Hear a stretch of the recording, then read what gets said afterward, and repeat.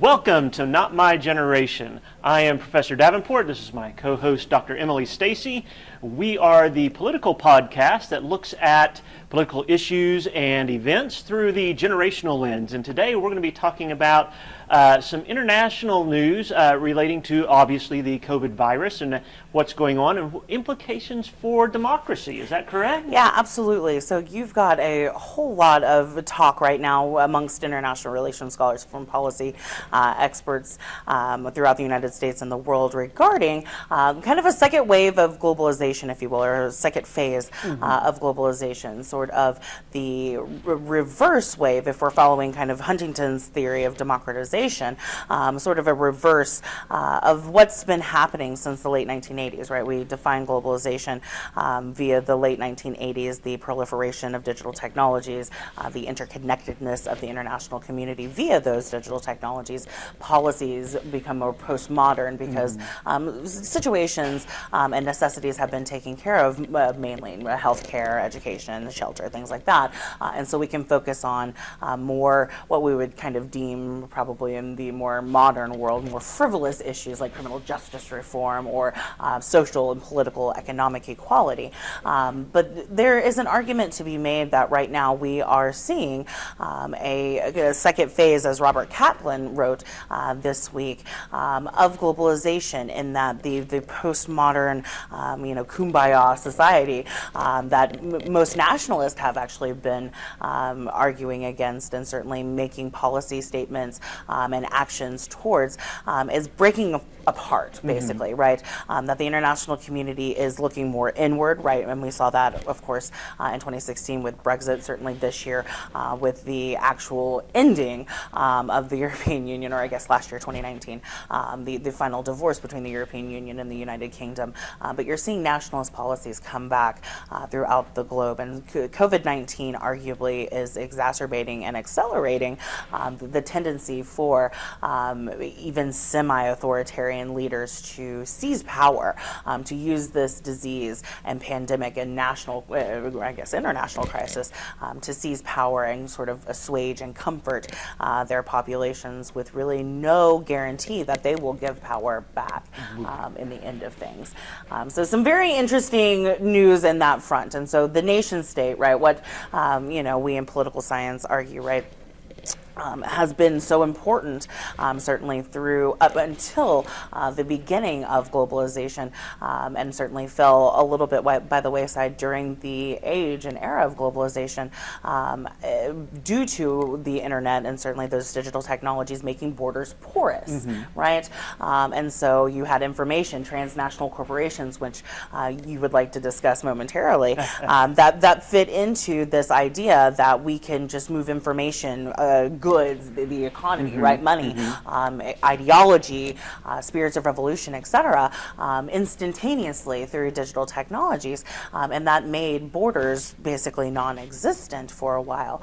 And so the argument, particularly that Kaplan notes, is that phase 2 of globalization will be more focused on global power blocks, right, rebuilding global supply chains, which is something you want to touch on, and them not being focused on how do we all benefit from this global supply chain, and how can we all help one another thrive in this era of globalization, but instead, how can I help my friends, right? How can I build this power block where I am, I think we may even be looking at the rise of hegemons again, right? And it does seem like the United States and China are the two most likely nation-state competitors at this point. Sure. That's, and this is something that's been an interesting development out of the COVID pandemic, which is there have been several articles recently talking about the move of corporations out of China. China has, as most people know, has been kind of the manufacturing hub of the globe for the last 20 years or so. And lots of U.S. companies have, Apple, Microsoft, Google, all have presences. Lots of textile industries that have manufacturing in China, and a few years ago, we already started seeing a trend towards these companies looking elsewhere, looking for other opportunities.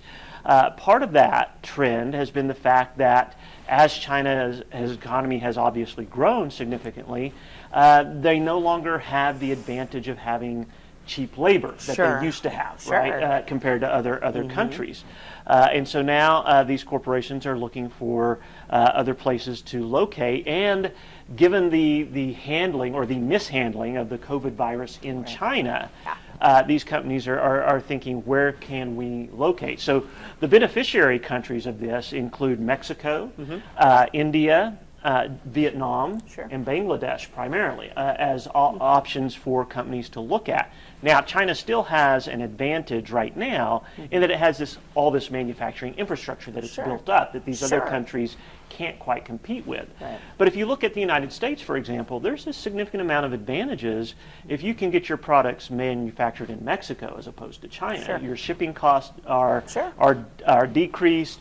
Not only that, you have a shorter amount of time to get them from where they're manufactured to your customers. So there's quite a bit of an incentive to look at these, and this goes into, like you were saying, kind of this developing these regional blocks of relationships. We already know what used to be called the North American Free Trade Agreement. Now they've renegotiated this, and it's called something else. MCA. That's what it's called. I'm going to have to remember all these acronyms again. But the agreement between Canada, Mexico, and the United States on trade, that thing is probably going to continue to grow over time as a result of this. But these companies looking elsewhere for manufacturing will slow down the Chinese economy significantly, and that's going to have ramifications as well. They're going to be looking for, how do we gain more influence? How do we keep this going? Right? Is it as easy as just moving different manufacturing sectors to places like Mexico, India? And I asked this question very pointedly because it was reported in the Financial Times over the COVID virus that 97% of our antibiotics are manufactured and imported from China. Right. So this is not something that can happen overnight. Right? These other countries, as I mentioned, don't have the manufacturing infrastructure, the capability to simply take over from what China's been doing. And so that's going to take some time. But it seems as though both these private corporations as well as these other countries see an opportunity to take advantage of this situation to find some mutually beneficial relationships and withdraw out of China to get these needs met. And so that seems to be something that, like I said, it was already starting to occur because of the rising wages in China, and now their completely mishandling of the virus has accelerated the desire for many of these companies to look elsewhere to get things made.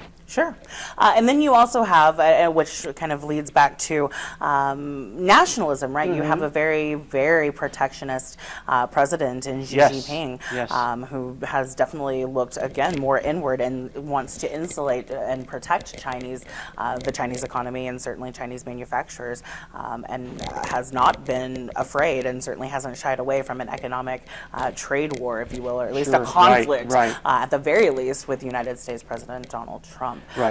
Who is also very protectionist, right? And so the U.S., Great Britain have kind of been leading this nationalistic trend kind of in the democracies of the world, and seem willing to continue that road, at least currently. So it was just staying on China really quickly. It was reported yesterday out of Bloomberg on April 1st that China did, in fact, do what I've been conspiracy theorying in my international relations class this entire time, and has been misreporting its COVID numbers, predominantly its deaths. Surely not. I know, we're all shocked. Clutch your pearls, kids. It is a situation, right? So as of yesterday, they had reported that only around 4,000, just over, deaths in China, a nation of a whole bunch of people, over a billion people,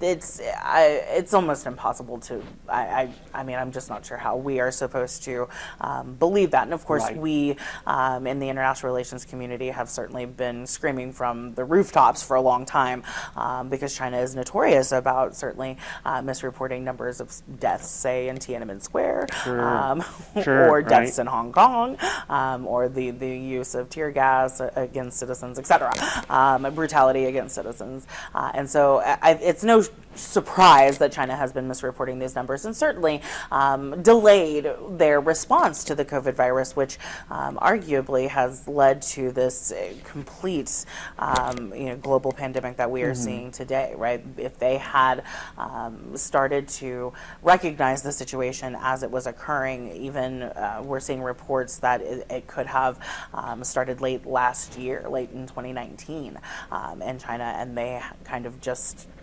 try to resolve symptoms rather than look at and address the entire issue. One of the articles I read yesterday mentioned that, in fact, they attempted to squelch any of the medical community there where it originated from talking about it publicly, right? And sharing information about it. And so that only gave this disease the ability to spread much more rapidly and thoroughly than it might have had they allowed them to address it properly. Right. And then after they decided that this was an issue around mid-January, late January, they took extremely draconian measures, right? And these have been followed by other semi-authoritarian and authoritarian regimes around the world, including shutting down their borders, shutting down travel, locking down particular cities and provinces to squelch or to stop the spread of the disease. They have a pretty extensive surveillance system going on amongst their citizens to kind of track and trace people who have the disease and who they may have come into contact with. So it's a very interesting situation in China. Certainly, if we are to believe the story that came out of Bloomberg yesterday, it's hard to believe that their numbers and the reported cases of people who have overcome the disease or who don't have the disease, right, or who have been cured, there's just no way to trust and verify any sort of numbers that are coming out of China right now. So we're not really quite sure if they are on the downhill slide. Well, another country that is interesting is Russia, right? We have no real idea what's going on in Russia in relation to this. Right. So I did a little bit of research because I think that, Putin is very good at taking advantage of situations like this when the international community is very focused on other issues. It's kind of an ooh, shiny, look over here moment, and I'm going to start a coup in Montenegro, for example, right? And so this is very much a Putin situation. Over the course of the COVID virus, and it's spread across the world, he has grabbed some executive power for himself, changing the constitution and looking like he will probably take another term as president or prime minister. Obviously, he's term limited. But yeah, so in terms of the COVID virus itself, Russia has been, like China, I would suspect, and certainly North Korea, where we have not one single case reported out of right now, and Egypt has been a suspect as well. We believe that they are underreporting.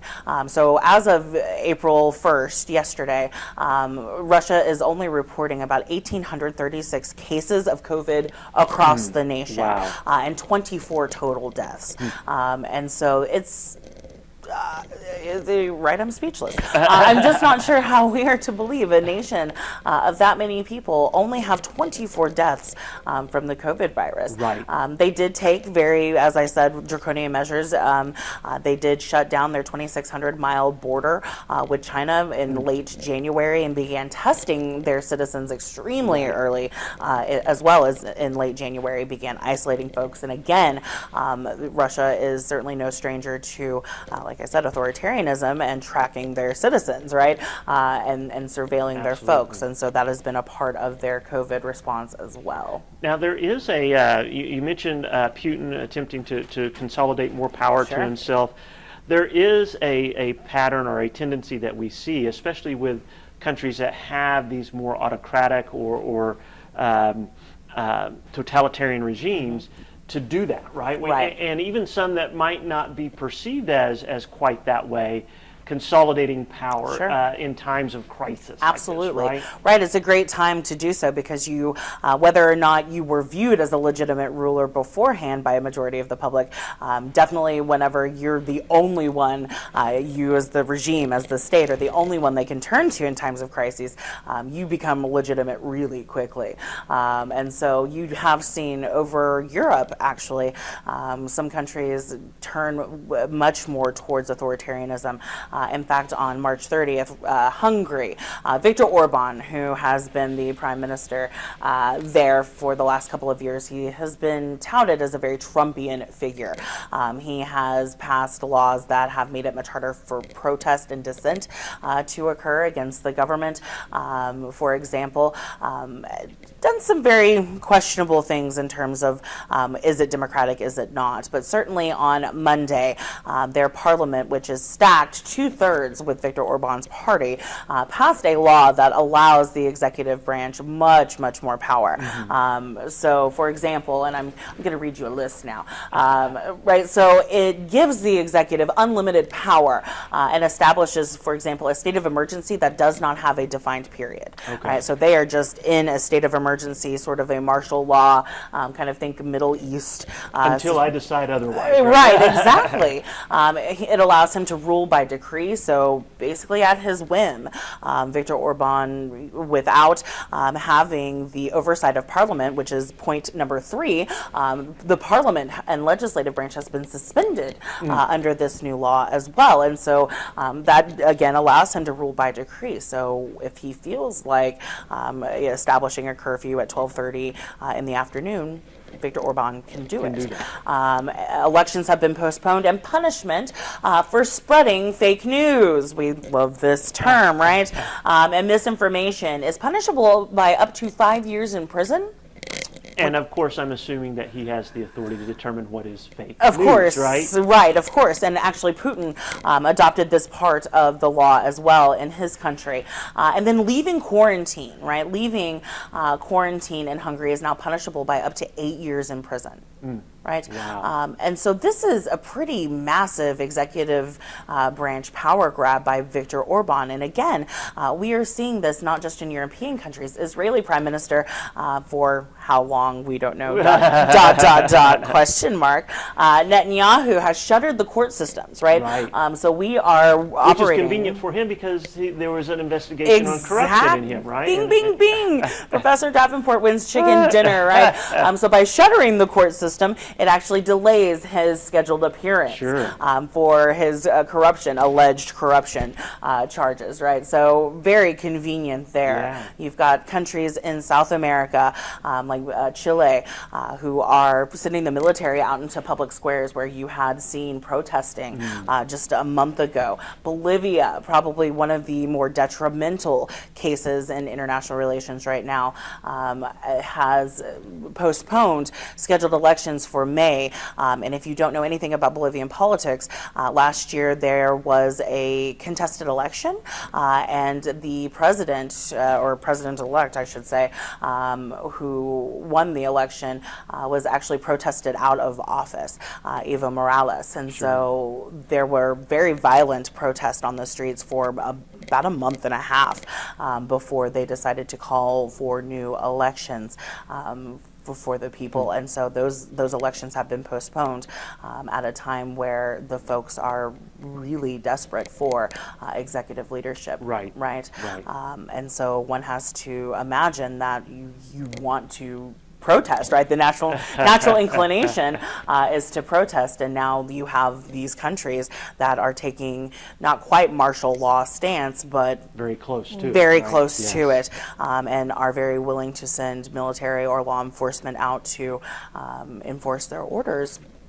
What are the people to do? Right. This kind of brings us back full circle, is the implications for democracy and for globalization that this virus now is bringing to bear, right? And what is going to happen to efforts of international cooperation, whether we're talking economic cooperation Right. or political cooperation, what's going to happen within nation states as far as will this continued, what has been this kind of long expansion of democratization, are Right. we going to see that contract, more authoritarian regimes emerge? Yeah. These are questions that we're going to be examining for quite some time. Yeah, I think one of the more kind of just latent questions in this whole breakdown in the phase of globalization that we're going into now is perhaps the European Union, right? I think as a supranational international organization, it is the most vulnerable institution. And in fact,